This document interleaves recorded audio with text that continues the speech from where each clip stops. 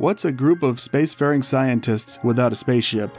We are once again about our business of providing you, the viewer, with a richer experience by exploring the things that make this universe what it is. My name's Zio, and I'll be your lore keeper. A while back I received a request to talk about the ships that Oracle used to cruise around the cosmos. You know, the ARKS ships. I said, okay, if I can find enough information to make a 3 to 5 minute video about it. As you know, these videos tend to be research intensive. The voiceover and editing are actually the easy parts. Well, after a bit of digging, I seem to have hit pay dirt, so to speak. Once again, we have the material collection books to thank, specifically the one for episode 3. A number of these books were published over the years by Kadokawa, with episode 6 being the most recent. These books tend to be several hundred pages containing copious amounts of concept art as well as massive lore dumps. Lots of other Japanese RPG franchises have supplemental books like this, one of the most notable examples being the Final Fantasy Ultimania archives. Unfortunately, this literature never sees the light of day overseas. The Oracle fleet is comprised of a single mothership plus 128 ARKS ships. Initially, 24 of these were built during light history and the founding of ARKS. Oracle kept growing, so of course more of these ships had to be built.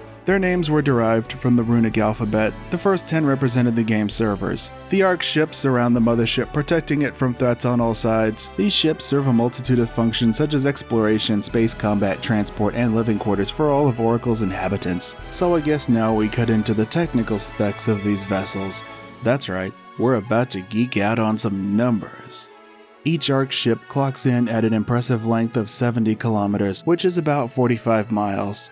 That actually dwarfs a number of other fictional spacecraft. For example, the original USS Enterprise from Star Trek was only about 288 meters, or about 950 feet long. The Star Wars franchise had some pretty big ships too. But it's also important to remember that these other vessels were built for very specific purposes. Not only did the ARKS ships haul around 10,000 gateway ships, they also housed roughly 1 million people. They also had a battery of armaments to fend off any would-be attackers. The hull is made of a photon-coated metal that protects it from the dangers of space travel and also has some degree of self-repair. These magnificent vessels get around thanks to their high-powered engines capable of light speed and hyperspace travel. On top of that, they can even cross into other dimensions. Now, what's it like to live on one of these ships? The inhabitants of each ship live in a massive domed city with an artificial sky capable of producing weather effects like rain. The dome also has shutters that close in case of an attack. Each ship has an area devoted to ARKS operatives and a residential area for civilians. The ARKS section is much like a military base in the real world. The main gate area in the back of the ship serves as mission control where ARKS personnel deploy on their missions. Outside of that is the shopping area with various stores operated by civilians. This is where ARKS personnel hang out during their downtime to do some shopping and engage in some much needed R&R. ARKS personnel also have their own living quarters with suites of rooms that make up one's residence. Things aren't all that dissimilar from our world. Well, apart from being attacked by space monsters, the inhabitants get around the cities by foot or by photon-powered cars. The civilian area has about what you'd expect from a city in our world. They have agricultural facilities for crops and livestock, as well as schools and even a TV network. ARKS personnel aren't seen that often in the civilian areas unless they're under attack. Each ship also has 2 bridges in case something happens to one of them.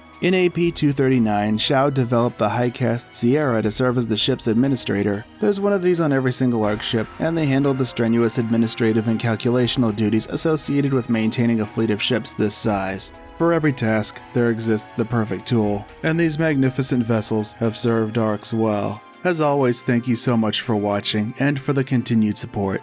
I hope you have a great rest of your day, and remember, to thine own self be true. Until next time, farewell.